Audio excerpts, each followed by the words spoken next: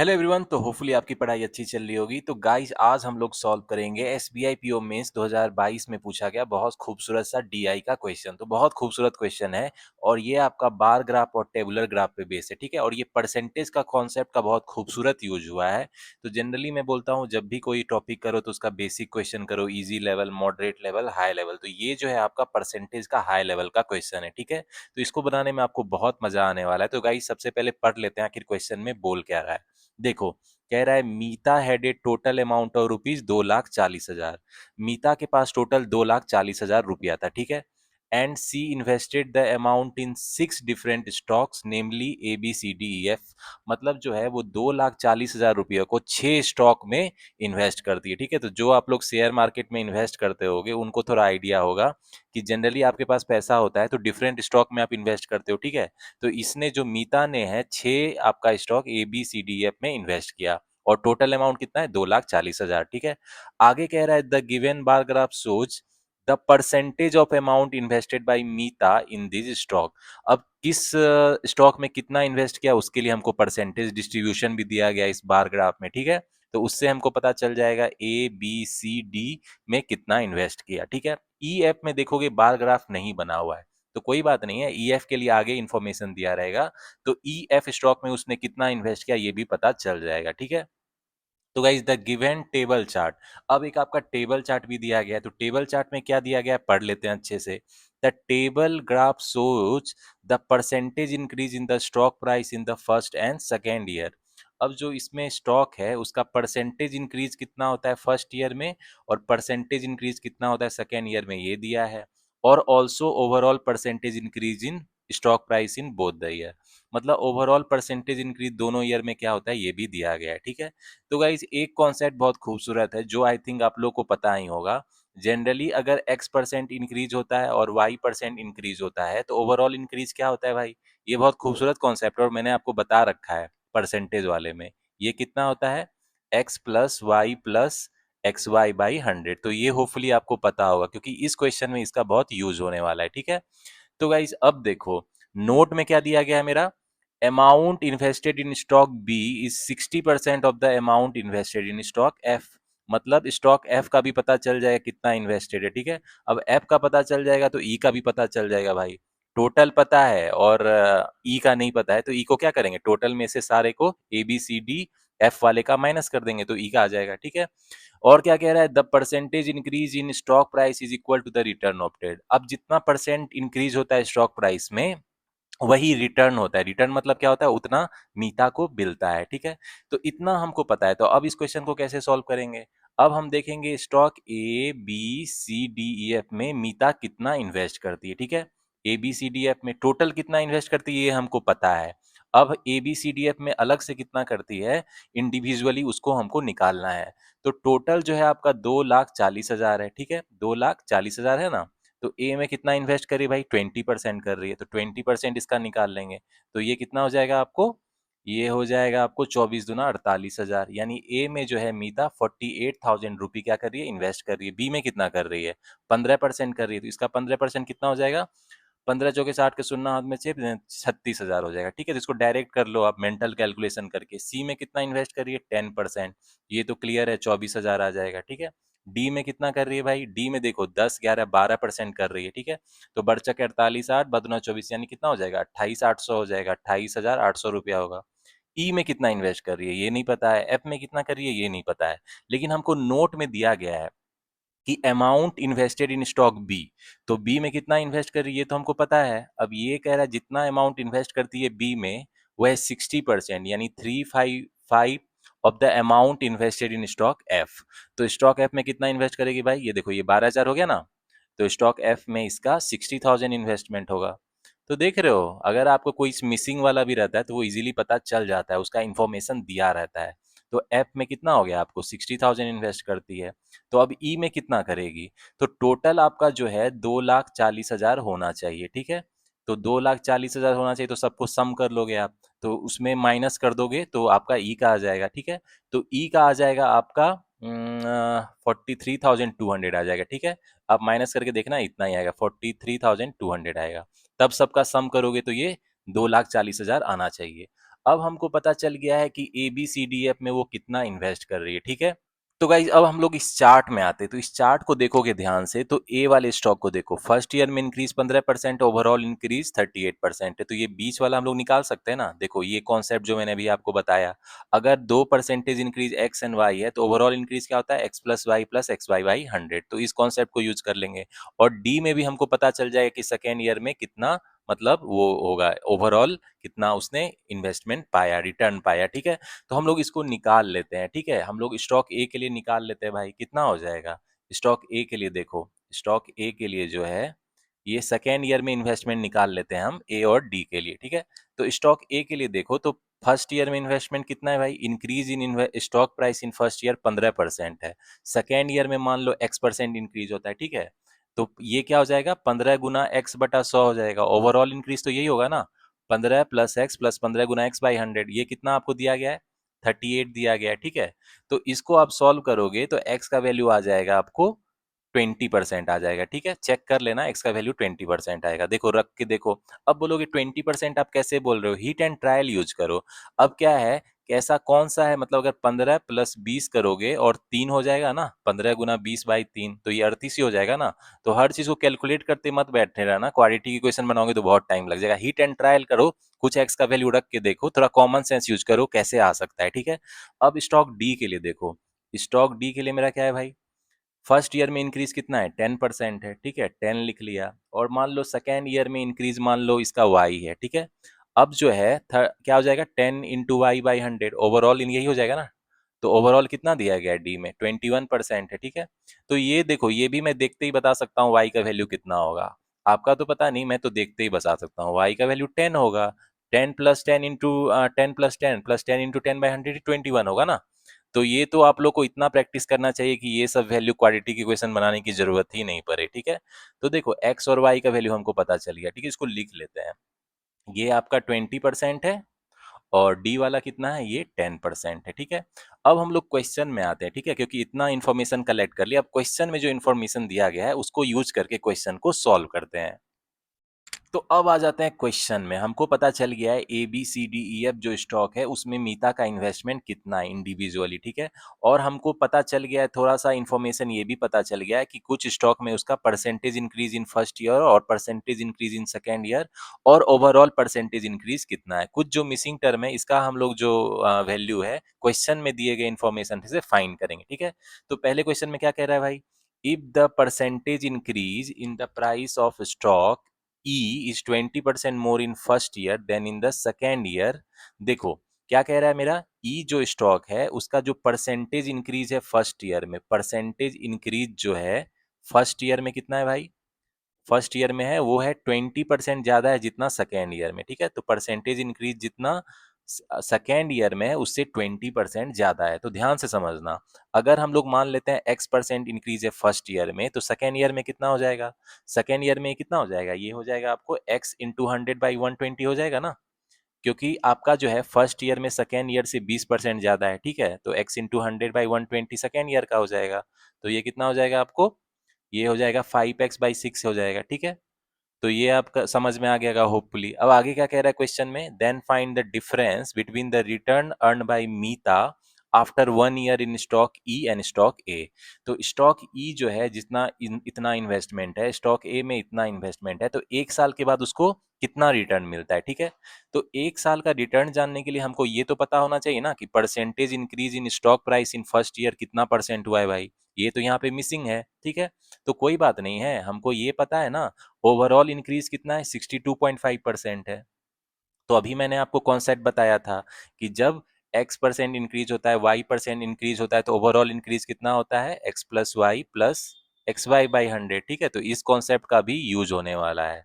अभी देखो first year में इंक्रीज X है, सेकेंड ईयर में इंक्रीज 5x/6 है, ओवरऑल इंक्रीज हमको पता है, तो इसको यूज कर लेते हैं, X + 5x/6 plus X × 5x/6, ये कितना हो जाएगा, ओवरऑल परसेंटेज इंक्रीज तो हमको दिया गया है, कितना है, 62.5 है ना। तो यहाँ से हम लोग लिख लेंगे। अब यहाँ से आप एक क्वाड्रेटिक इक्वेशन बन जाएगा, आप इसको सॉल्व करना। तो एक क्वाड्रेटिक इक्वेशन जो आपका आ जाएगा, x² + 220x - 7500 = 0, ठीक है। ये वाला क्वाड्रेटिक इक्वेशन आ जाएगा।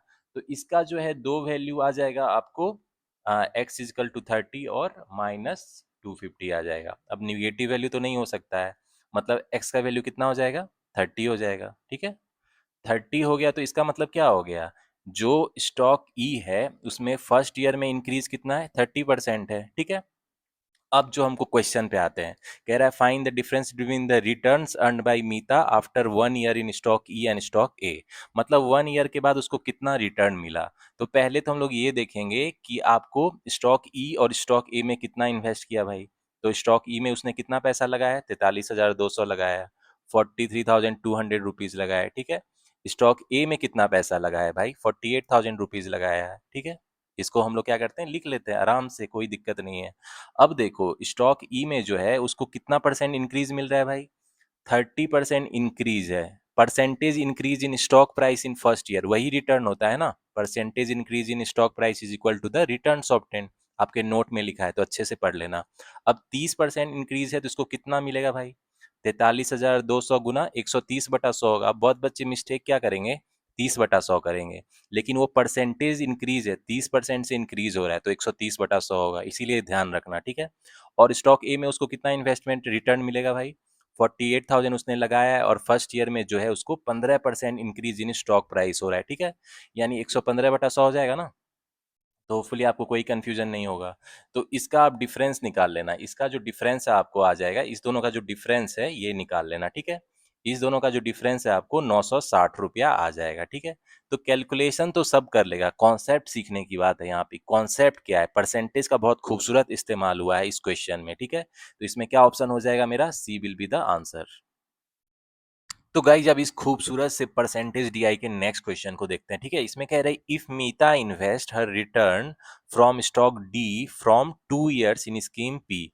अब मीता जो है स्टॉक डी के इन्वेस्टमेंट कितना है, 28,800 है। ठीक है, तो स्टॉक डी में जितना मीता इन्वेस्ट कर रही है वो 28,800 रुपये लगाती है। ठीक है, अब स्टॉक डी में उसको जो रिटर्न मिलता है 2 साल के बाद, तो यहाँ पे आप देखोगे तो फर्स्ट ईयर में परसेंटेज इंक्रीज 10% है, सेकेंड ईयर में परसेंटेज इंक्रीज हम लोग निकाल लिए थे ना स्टार्ट में, 10% है, ओवरऑल परसेंटेज इंक्रीज कितना है, 21% है।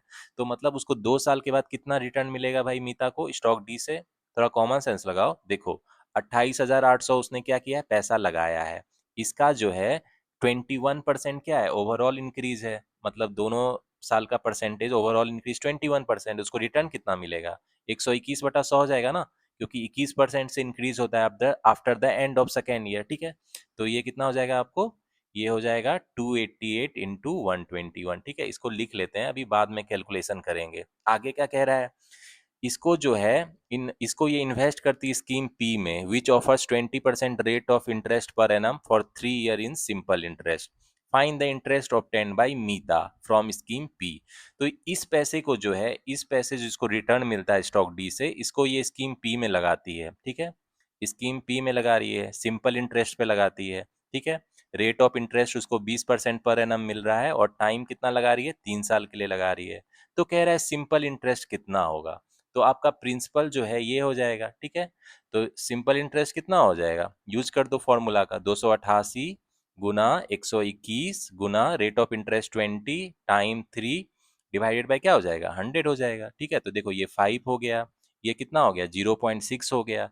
ठीक है, तो इसको कैलकुलेशन को कर ही लेते हैं, 288 और ये कितना हो गया आपको, 6 का 6 6 दूना 12 726। ठीक है, 72.6 है। 8 छक 48, 8 हाथ में 4 हो गया, 8 छक 48 और 52 हाथ में 5 हो गया, 6 दूना 12 5 17, 8 दूना 16 के 6 हाथ में 1, 8 दूना 16 1 17 7 हाथ में 1, 2 दूना 4 1 5, 8 7 56 के 6 हाथ में 5, 8 7 56 5 61 1 हाथ में 6, 7 दूना 14 6 20। ठीक है, ये कितना हो गया, 8 8 7 7 14 6 20 का शून्य हाथ में 2 2 1 3 5 8 1 9 20 और एक पॉइंट दे देते हैं। ठीक है, तो ये आपको सिंपल इंटरेस्ट कितना आ गया भाई, 20,908.80 पैसा। ठीक है, तो देखते हैं ऑप्शन में मेरा है ये, हाँ देखो 20,908.8 है ना, B will be the answer. तो इस तरीके से कैलकुलेशन थोड़ा फास्ट करना है, हो सकता है कैलकुलेटिव भी थोड़ा आपको कैलकुलेशन गुना भाग जो जल्दी से करना पड़े, तो इस तरह से फास्ट कर लेना। लेकिन मेन जो है कॉन्सेप्ट सीखने की बात है। देखो इसमें थोड़ा घुमा फिरा के दिया था कि जितना उसको डी में लगाती है पैसा, उससे रिटर्न मिलता है, उसको वो स्कीम पी में लगा देती है, जो सिंपल इंटरेस्ट पे 20% पर एनम और 3 साल के लिए लगा देती है। तो कोई बात नहीं है, सिंपल इंटरेस्ट का फॉर्मूला क्या होता है, principal into rate into time by 100 लगा दो, तो सिंपल इंटरेस्ट आपका निकल गया ना। तो इतना दिमाग लगाना था क्या क्वेश्चन में, और ये आपको एसबीआई पीओ 2022 मेंस का क्वेश्चन है, ठीक है। तो देखने में क्वेश्चन स्टार्ट में आपको थोड़ा डरावना लग रहा होगा, बार ग्राफ है, फिर आपका टेबुलर डीआई है, उसमें भी मिसिंग टेबुलर डीआई है, परसेंटेज का कॉन्सेप्ट है, ओवरऑल इंक्रीज है। लेकिन अगर आपके बेसिक्स क्लियर हो, इस जो आपको डीआई में आपको क्या कॉन्सेप्ट पता होना चाहिए, जब दो इंक्रीज, अगर एक इंक्रीज एक्स है और एक वाई है, तो ओवरऑल इंक्रीज क्या होता है, x plus x y by 100। अगर ये आपको पता है तो इस क्वेश्चन को बनाने में कोई इशू नहीं आएगी। तो देख रहे हो, एक जो छोटा सा कॉन्सेप्ट है, ये एक छोटा सा कॉन्सेप्ट है, छोटा सा कॉन्सेप्ट ही आपके सारे क्वेश्चन को सॉल्व कर देता है अपने अकेले दम पे। इसीलिए मैं कहता हूं ना, कंसेप्चुअल क्वेश्चन सॉल्व करो, concept is the king. Concept अगर आपके क्लियर रहेंगे तो मेंस एग्जामिनेशन में आपको किसी तरीके से क्वेश्चन पूछ ले, कितना भी घुमा फिरा के पूछ ले, कितना भी ट्विस्ट कर दे, आप उसको आराम से बना लोगे। मेंस में आपके पास हाथ में टाइम रहता है, इसीलिए अपने कंसेप्ट के नॉलेज को बढ़ाते रहो और डिफरेंट वेरिएशन के क्वेश्चन प्रैक्टिस करते रहो, ठीक है। तो गाइस चलो अब इसके बचे हुए क्वेश्चन को भी देख लेते हैं। तो अब आते हैं नेक्स्ट क्वेश्चन को देखते हैं। ये भी बहुत खूबसूरत क्वेश्चन है, इसमें जितने भी क्वेश्चन है सब मजेदार है, ठीक है। कॉमन सेंस लगाना पड़ेगा आपको और बनेंगे क्वेश्चन।